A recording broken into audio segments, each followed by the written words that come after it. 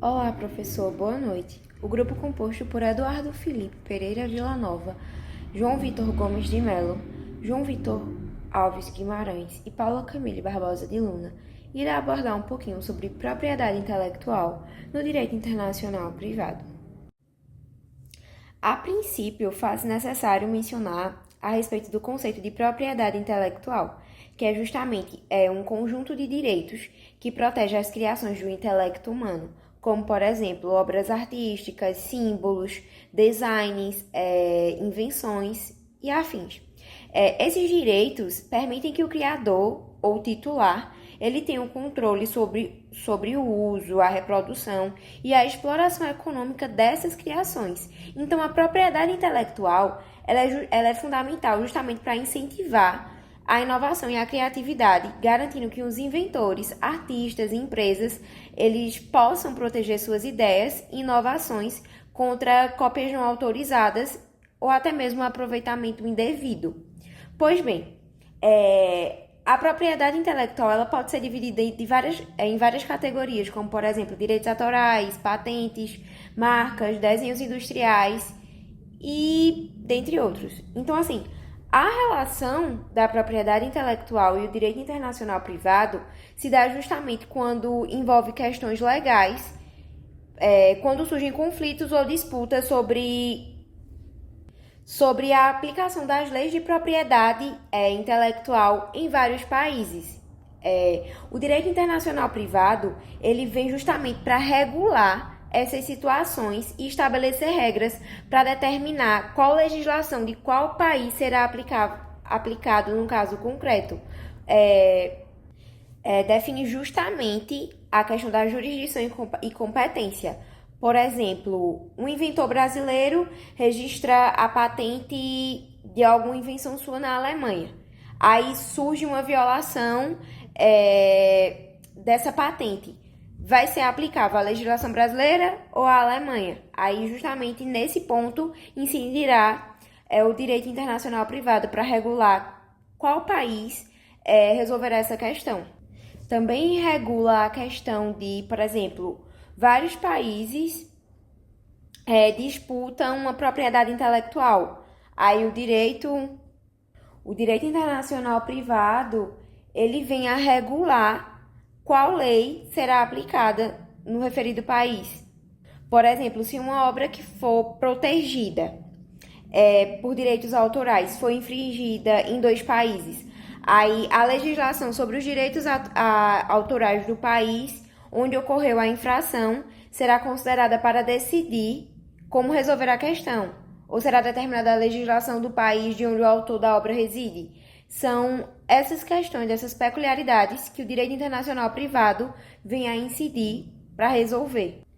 Por conseguinte, também faz necessário mencionar as convenções e tratados internacionais que regulam a propriedade intelectual e servem como base para resolver questões de direito internacional privado. Como mostra aí no slide, né?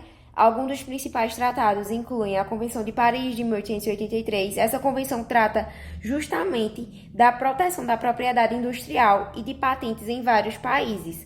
A Convenção de Berna, em 1886, que protege os direitos autorais internacionalmente. Tem o Acordo TRIPS, de 1994, que estabelece padrões mínimos de proteção da propriedade intelectual para países membros da OMC. Então, assim, esses tratados, eles buscam harmonizar as legislações de diferentes países em relação à propriedade intelectual, facilitando a aplicação de normas em situações internacionais. Então, a propriedade intelectual refere-se justamente à proteção legal de criações da mente, enquanto o direito internacional privado vem a regular essas relações jurídicas entre partes de diferentes países, especialmente em casos transnacionais. Continuando o que nossa amiga Paula destacou nos minutos anteriores, eu vou abordar o princípio da territorialidade e sua aplicação na propriedade intelectual, que é um tema essencial no direito internacional e no campo da propriedade intelectual. Primeiramente, é importante destacar que o princípio da territorialidade estabelece que os direitos de propriedade intelectual, como patentes, marcas e direitos autorais, são protegidos e exercidos intelectualmente, dentro dos limites territoriais de cada país, de acordo com a legislação nacional.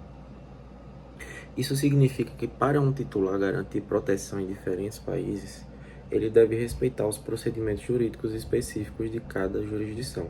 Por exemplo, uma patente registrada no Brasil só tem validade em território brasileiro, salvo acordos internacionais que estendem essa proteção. A territorialidade é essencial porque reflete a soberania de cada Estado sobre o reconhecimento e a regulamentação dos direitos intelectuais de seu território. No entanto, ela também apresenta desafios significativos em um mundo globalizado onde bens e serviços ultrapassam fronteiras de maneira quase instantânea. Um exemplo clássico envolve marcas comerciais. Uma marca registrada em um país pode ser utilizada ou até registrada por terceiros em outro país, onde é titular. Isso gera conflitos jurídicos, especialmente em casos envolvendo grandes empresas multinacionais, como a Coca-Cola, como a Toyota, como a Nissan, e assim vai. Além disso, em um ambiente digital, onde a circulação de conteúdo ocorre de maneira transnacional, os limites da territorialidade tornam-se ainda mais evidentes. Pensemos no caso de plataformas de streaming ou sites que disponibilizam conteúdos protegidos por direitos autorais de um país, por exemplo, a Netflix, mas que são acessados por usuários em outras jurisdições. Nesses casos, a aplicação da territorialidade é desafiada pela natureza global da internet. Por fim, gostaria de trazer alguns casos práticos para ilustrar os limites desse princípio. Um exemplo notório é a disputa entre empresas farmacêuticas por patentes de medicamentos em diferentes países, onde o reconhecimento da patente em um país não pode ser garantido por outro. Outro caso clássico é da Apple e da Samsung, cujas disputas por direitos de design, tecnologia, hardware, software variam significativamente entre as jurisdições dos Estados Unidos, Europa, Ásia e América, além de devido à aplicação distinta das leis de propriedade intelectual. Assim, o princípio da territorialidade, embora seja a base do direito da propriedade intelectual, exige uma harmonização global maior.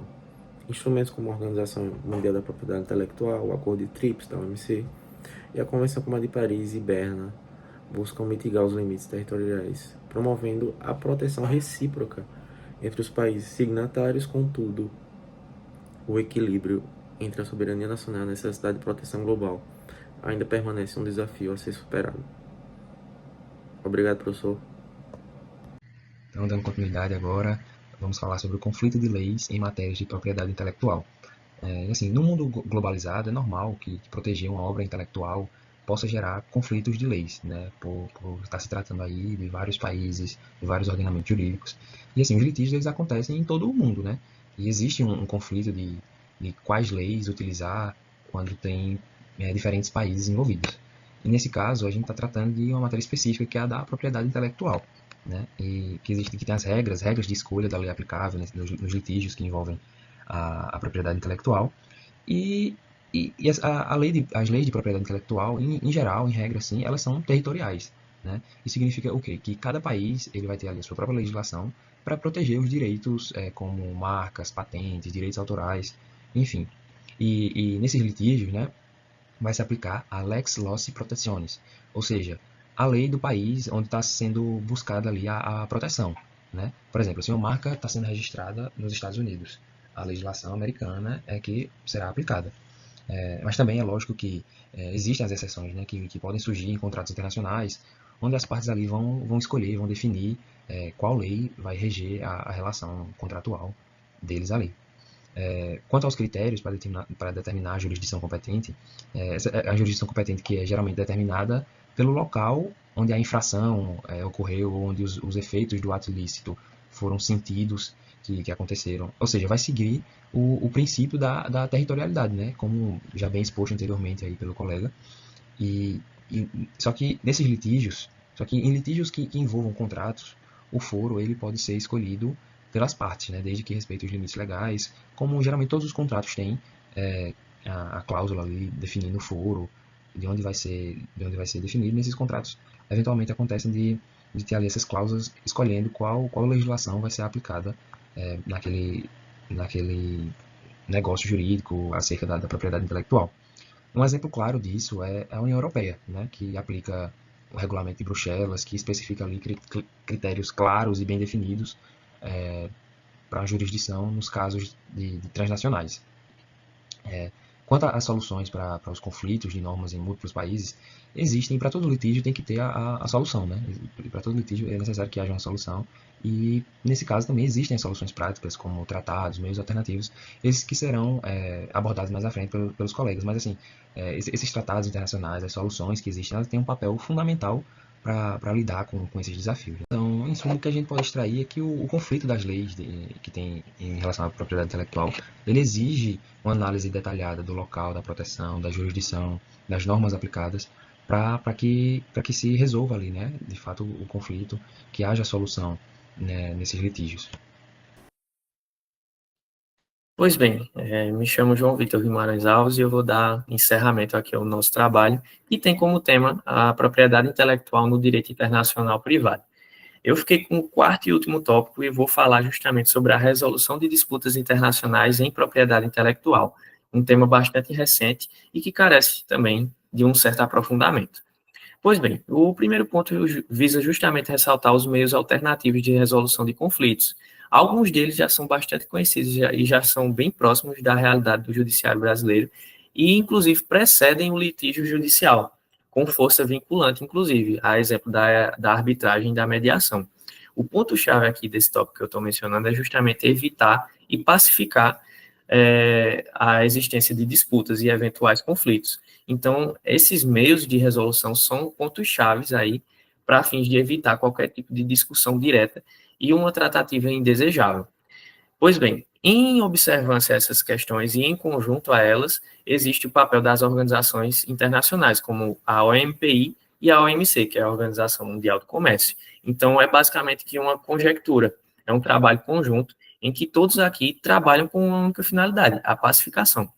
Então, basicamente é isso. Por fim, basta ressaltar o impacto da globalização e da economia digital na solução de disputas. Como se sabe, a globalização e as ferramentas digitais foram um marco principalmente do último século, desse século para cá, que inovaram trazendo vários mecanismos, e inclusive nesse sentido de resolução de conflitos, que não poderia ser diferente, encurtando o deslocamento, facilitando a comunicação e assim clareando as ideias. Então é justamente nesse sentido. A economia digital é bastante importante e a propriedade intelectual é da mesma forma. Então, essa resolução de disputas internacionais, quando a gente evita um conflito direto, principalmente entre nações, no âmbito internacional, como a gente está tratando aqui, é bastante relevante, é extremamente importante.